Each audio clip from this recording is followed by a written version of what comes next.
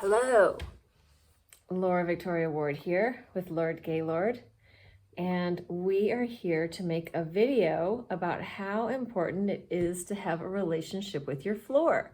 Oh, as you can see, he's already started rolling, and he's touching me with his feet on my shoulder. He likes to stick his feet on people. Strange things. Anyway, we need a relationship with the floor for multiple reasons. One, because it is the ground. We're always going to be connected to the earth. We're always going to be connected to the ground. So finding a way to relate to the ground and to let our bodies come in for a landing on the ground. We don't need to pull ourselves up and away. We can come down and land. This makes for happy tissue. And as we lay on the floor, the gravity of the earth is going to draw the water in our body downwards. So that water in our body is everywhere. We are bodies of water. Even our bones have water in them. So if we think of ourselves as a big fluid system, anytime we lay down, we're giving the back body, if we lay on our back, a chance to hydrate. If I lay on my side, I'm going to hydrate this way. If I roll to the other side, hydrating tissue on the lower part. I mean, it takes time. If I roll really fast, that water is not going to have the time to really settle in. But one reason why rolling is so great, several reasons why, is because as I'm rolling across, especially on the sort of hard floor, the tissue, I'm giving myself a little massage. So the inner body between my bones and the floor is getting this nice massage. Why am I wearing this makeup? That is a very good question. This is my quarantine way of dealing with the need to be with other people. And sometimes if I see myself in makeup, I think there's a different person there. Just kidding. I just did it because I felt like it. Anyway, back to more about the floor and why we need the relationship with the floor. So I just heard from somebody that I know, that another person that I know quite well had fallen in the middle of the night out of their bed and couldn't get up and spent the entire night and half of the next day on the floor. So as we age, we may not have the same kind of balance. And that's partly because of our vision, but it's also because of the way that we inhabit and live in our bodies as we age. So one of my goals as an aging person is to always be able to move on the floor. So here, if I'm just inching around on the floor like this, I can do this, right? I could inch without having to stand up, or I could roll without having to stand up, or I could push myself along. There's so many ways. It doesn't need to be a fitness routine. Getting around, being able to drag yourself somewhere is really important. A lot of older people have that fall, can't get up.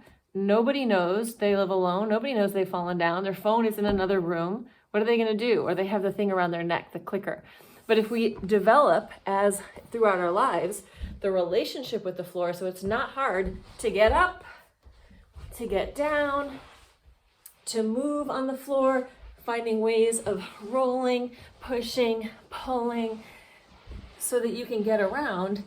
If you do fall, say I fell, and let's just say I broke my hip, and it was really painful, I don't want to move on that leg. So what if I can do this? Drag myself around. I could get myself around the house that way, right?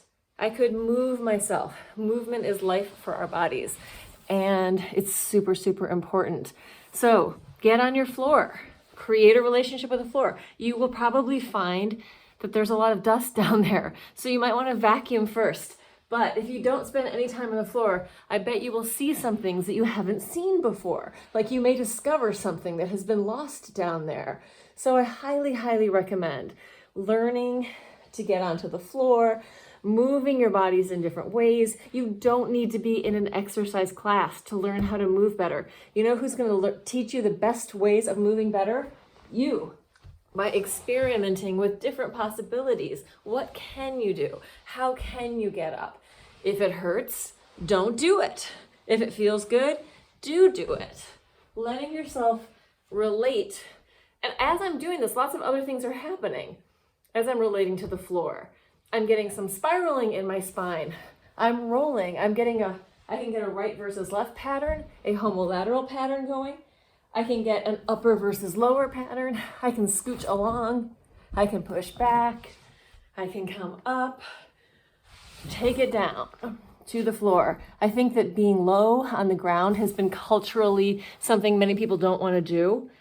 And I gotta say, you're missing out. It's so much fun. Get yourself down on the floor. Try rolling around. I was teaching fitness classes at Equinox.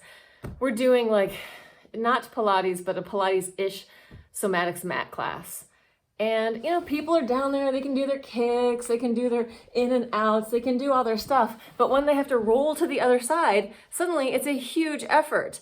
What is the functional movement that you're doing? Is it a kick or is it getting out of your bed? Is it getting up? Is it walking? What is functional movement? What do you really need to be able to do? It depends on what kind of person you are. So for me, I'm a dancer, I'm a multiple disciplinarian. So I need to be able to move in lots of different ways. And I want to be able to. If I stop doing things, I'm not going to be able to do them anymore. So here's one more thing. Babies. Put your babies, get them out of the buckets. Put them on the floor. Get them on their stomachs.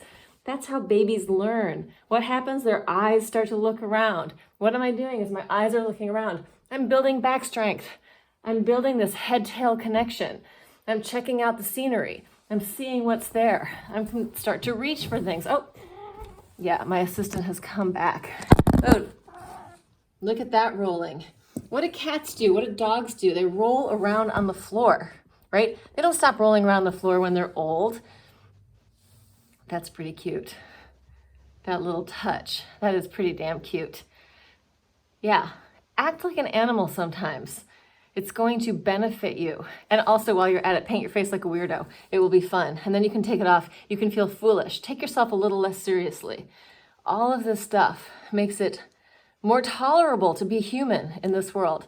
So that is my loving kindness. I hope you get down on your floor. You can see him. He's down on the floor, checking out the scene. Licking his chops. He's actually really hungry and he's thinking that I might feed him right now. That's part of what this is about. He's rubbing his head. All right, that's that.